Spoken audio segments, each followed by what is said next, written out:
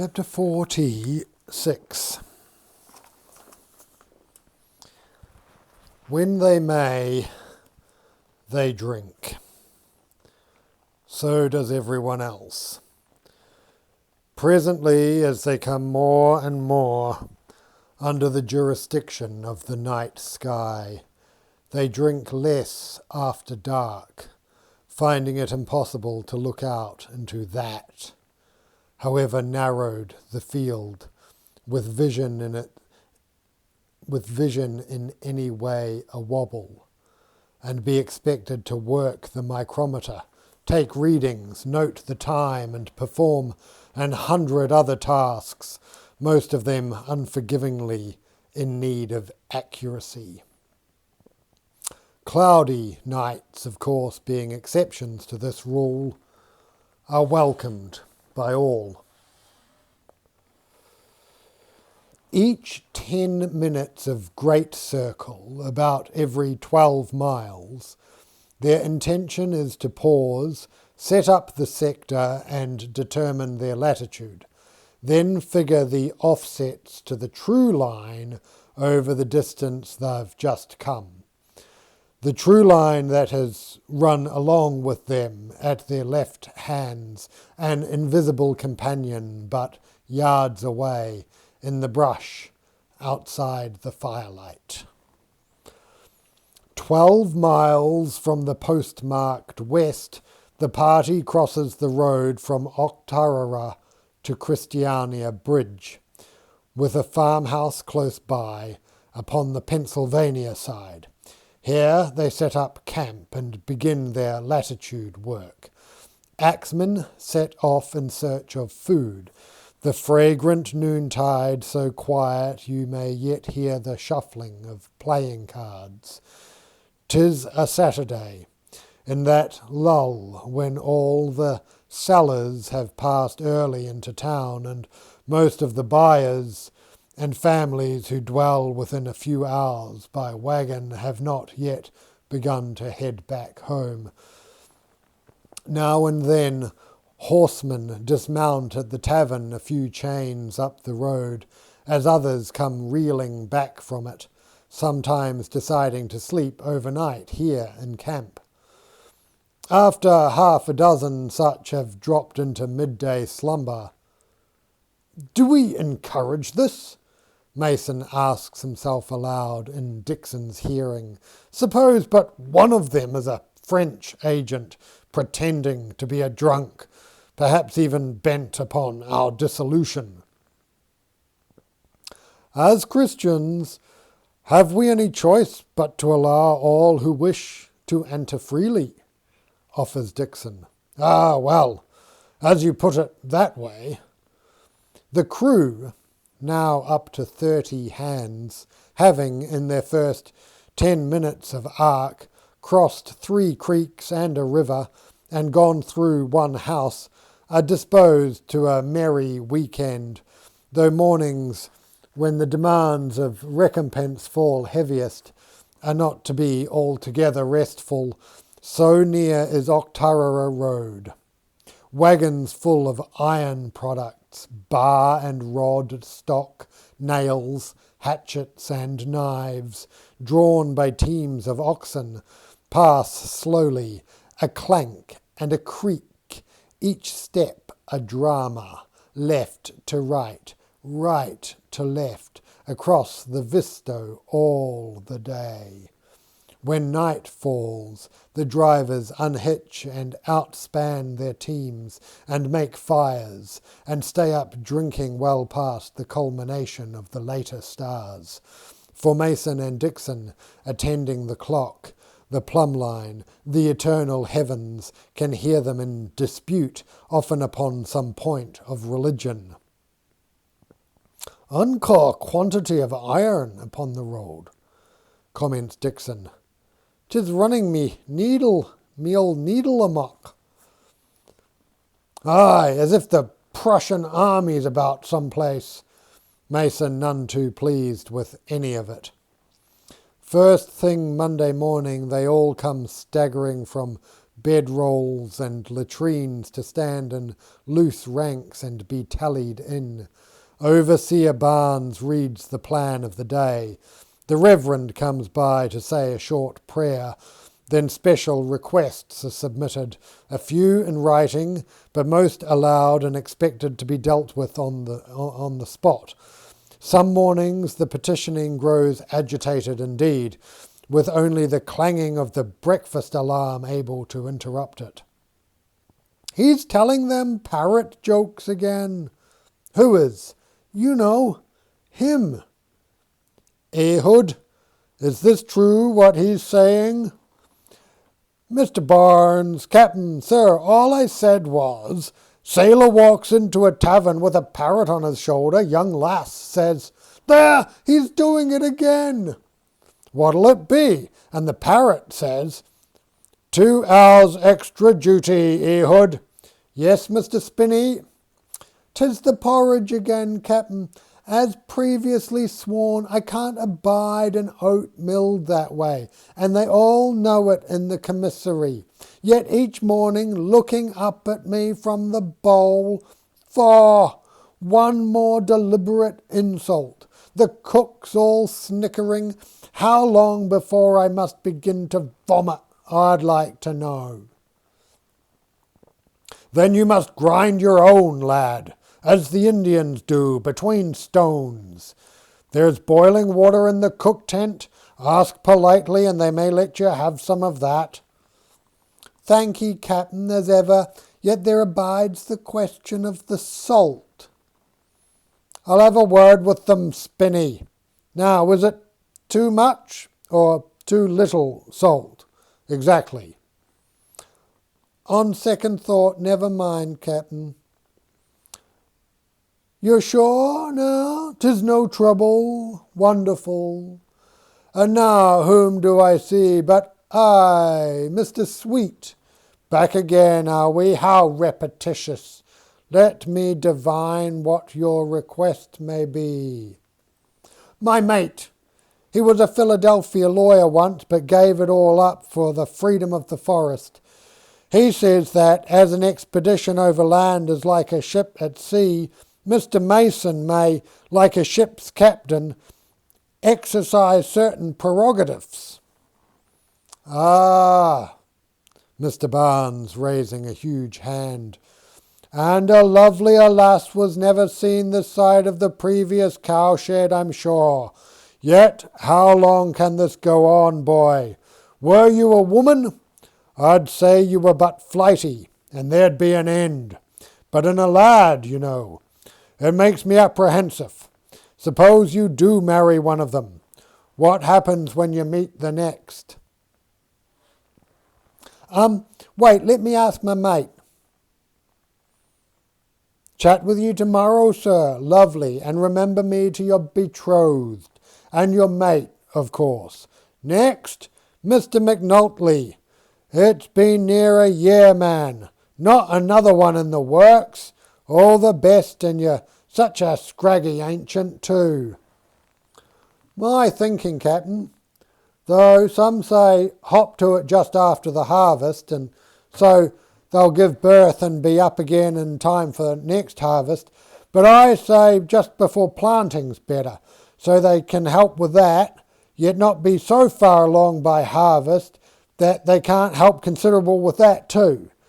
Howbeit my Gwen, she's due in a month or two, I think, and I ought to be with her pretty soon. Grow tits, Mr. Barnes advises, and learn to talk for an hour without taking a breath, and maybe as she grows more dazed with her pregnancy, she'll mistake you for another woman, taking from it what comfort she may. Otherwise, 'tis the company of women she needs, not the author of it all, thumping about. On they come, still too ill-assorted, too newly hired, to know what they may profitably expect and what will ever remain hopeless, though some will develop a taste for the exquisite discomforts of rejection. Here is a protest, not the first, about Mrs. Eggslap's troublesome habit of extorting a higher fee once her services are in progress. This time 'tis Stig, the Swedish axeman. He speaks no English. Mr. Barnes no Swedish, yet all have heard the dismal story before. At least once in every sentence Stig cries "Yingle yangle," denoting something of importance to him. Here is young Mr. McLean. He's just the one you ought to see, Stig. Ja, just the one. Just the one. Nathaniel, the youngest of the McLeans, is here working during his summer vacation from college in Williamsburg. At first the crew accorded him the drone of intimate insult, which is ever the tenderfoot's lot. Up to a point at least, for his father and brothers are here, well in control of all aspects of the expedition, from turning angles to peeling potatoes. Soon, how, none can say, the axemen have assigned to Nathaniel a character, closer to Macheath than to the diligent factotum he knows himself to be. Though he's tried to explain what in this party he is and isn't, yet do they expect him to take bribes, to wink at gambling, to keep local justices of the peace and sheriffs satisfied. Above all, they continue to regard him as the bully who protects Mrs. Eggslap and her fair colleagues, who some days have numbered in the dozens. Hence Mr. Barnes's patent relief at Nath's appearance now. He only looks like a kid, but he's dangerous, too dangerous for me. This from Moses Barnes, generally adjudged too dangerous for everybody else. Hello, Mr. McLean. Quite another scorcher today, isn't it? Hope everything's to your satisfaction. Oh, come on then, Nath says. I'm on my way to see Mo anyhow. They proceed to the mess tent where Moses McLean is sitting in front of and frowning at a pile of accompts. As he is employed here but upon trial, Moses supposes, his expenses may legitimately be withheld from the books, and thus are they able to pacify Stig with a sum whose immediacy outdazzles its modesty. Yet Nath is not quite free of the matter, for Mrs. Eggslap accosts him in the muddy shade behind the cook tent. I do wish you wouldn't keep saying extortion, she pleads more than once. Nath makes the mistake of asking her then, what does she think it is? I knew we'd reach an understanding, grasping his hand and placing it upon her hip, as if they were about to dance. That Stig, Nath blurts. You know he don't even speak English. Mrs. E., you took unfair advantage. Nathaniel, my hasty puddin'. He brings that axe to bed. He talks to it and wants me to do the same.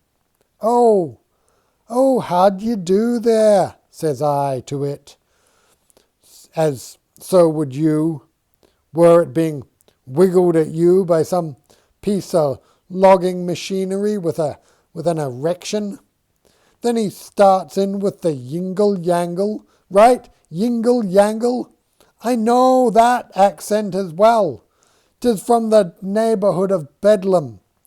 Is that blushing, Nath, or but the sun in that innocent face? Have you never heard of bonus pay for hazardous duty? That's what I was adding on. 50%, he's heedless enough to remind her. For you, my turtle dove, I'd cap it at, let's say half of that, 25. It's still, exorbitant. 5 of it to you, of course. 5%? Oh, all right, 10. I never could resist a sweet face. She swiftly kisses him, pressing into his hand some sort of banknote, and is off in a wake of jasmine absolute.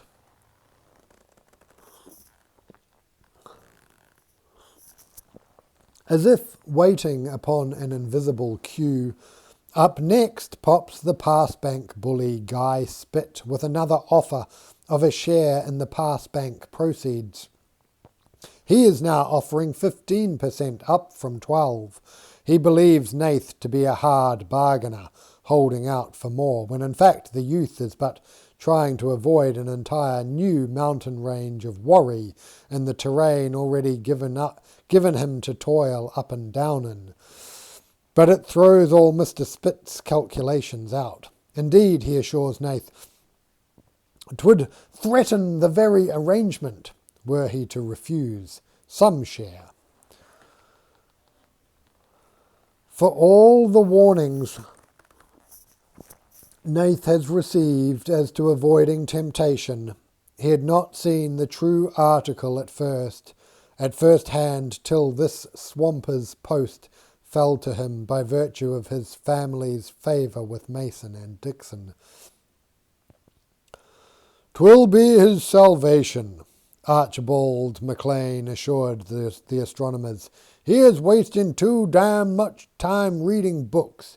He lives in some world all of us'd be lucky to inhabit, but do not. And so neither must he, Dixon pretending astonishment. Why, heavens, books aren't going to hurt him. Once he's found out about them, 'tis too late in any case. One way or another, he'll read what he needs to. Mr. MacLean, stung, cocks his head. How many sons have you, sir? Friend, I have but been one. Howbeit, then, Mr. MacLean shrugs and seeks Dixon's gaze. Mostly that will need the extra hand.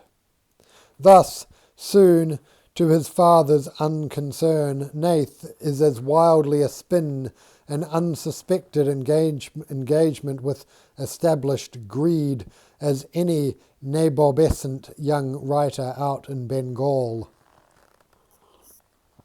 Book reading is no match, though he tries, being loaned the choicest of limp, creased and spattered books of erotic pictures and text, staying up to finish an extra chapter in the ghastly fop, to see how it comes out, having at last no time to read nor even look at etchings. By the time he remembers how to unbutton his breeches, he has fallen asleep. He is now falling asleep, usually face first, with no warning, into not only his own bowl of soup, but great kettles of it as well, and not only soup, but porridge too. He also falls out of trees, off stools, and into card games, scattering the hands and coins, and usually getting thumped for it. For days on end, pressed by continual demands, he may eat nothing but a fugitive crust, sauced with the lees of some ale-jack and the pipe ash therein. Yet suddenly, as in a spring flood, will he find himself devouring without pause through the workday anything that comes to hand, or even too close. Mr. Barnes says he has seen Nath eating in his sleep, though this may be but more of the overseer's great wit. Ahoy, Murray! Nath writes to his school friend back in Tidewater, Virginia. Was there a sermon about greed? Did I sleep through it? Nothing has prepared me for its power, how unabating, its fertility, how wild, occasion for it being presented with every tally mark, bottle astray, honest favour, milkmaid's douceur, diversions of tobacco, exchange of specie, every numeral uttered, be it upon paper or spoken low and aloud, to pass with the next breath into the forgotten. They will forever do me favours I do not need, strings of iridescent trout, July cherries by the bushel, with the stones already out, land transaction advice that would put me in a mansion upon Rappahannock, with hundreds of slaves and no worries forever, i.e. rewarded as panderers are in every form but cash, a scarce enough commodity at the coast, becoming further west, at last only another fabled American substance. What's happening to me, Murray? This sordid haggling out in the open air, axemen sidling by with knowing grins, girls peering apprehensively round corners, popping up from bushes to blow me kisses of encouragement, even Mr. Mason with his eyebrows up into his hat, and Mr. Dixon whistling airs from the Beggar's Opera. I am not the sinister pimp they take me for. Oh, for someone understanding out here in this endless forest. We could ride our winged pigs side by side through the ether and chat about it all. Sweet face? Of course. That's it, without a doubt. They talk to me in high, sing-song voices. Either I look younger than I am, or people assume I am some kind of idiot. Is this what books call wheedling? I have heard my first wheedling, like discovering a new species of bird. 'Tis this curse of being a grown youth, well clapped to life's harness, yet looking as I did at 3. Men don't trust it.